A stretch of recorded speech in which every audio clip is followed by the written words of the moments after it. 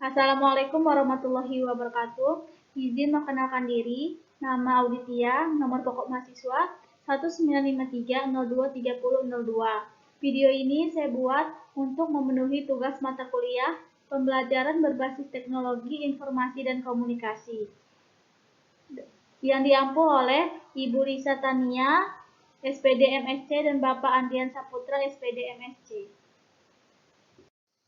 Kompetensi dasar 3.10 menjelaskan konsep asam dan basa serta kekuatannya dan keseimbangan pengionannya dalam larutan.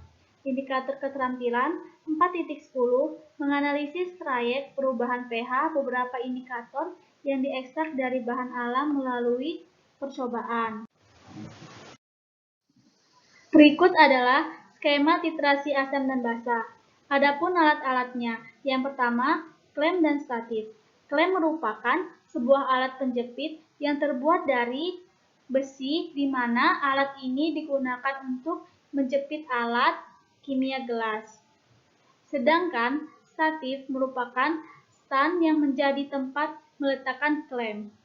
Jadi, kedua alat ini berfungsi untuk membantu kita memegang alat kimia tertentu dalam suatu proses kimia. Selanjutnya, ada buret, digunakan untuk mengukur volume suatu cairan. Di dalam buret terdapat keran yang digunakan untuk memulai dan menghentikan aliran cairan melalui pipa. Dan yang terakhir ada labu Erlenmeyer, digunakan untuk mengukur, mencampur, dan menyimpan cairan.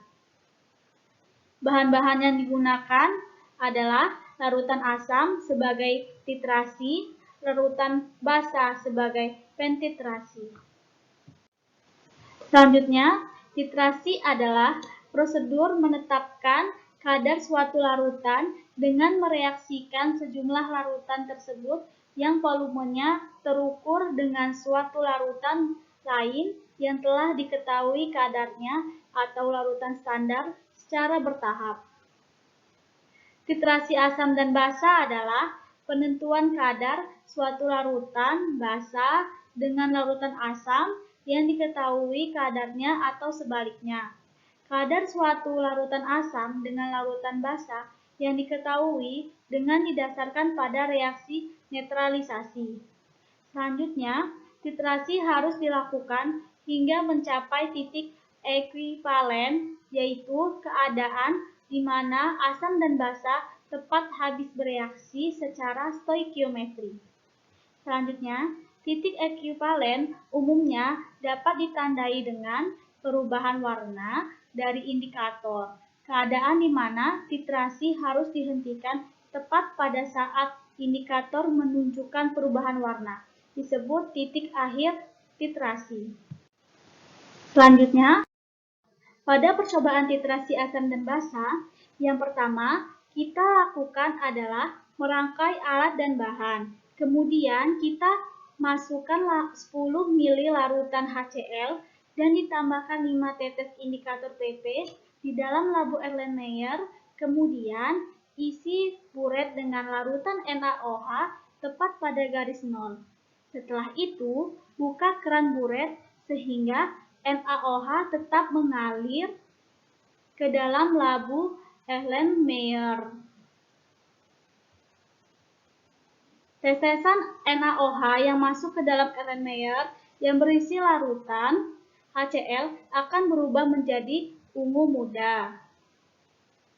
Maka, selama perubahan NaOH, goyangkan labu Erlenmeyer agar NaOH tercampur dengan larutan dan warnanya tetap bening.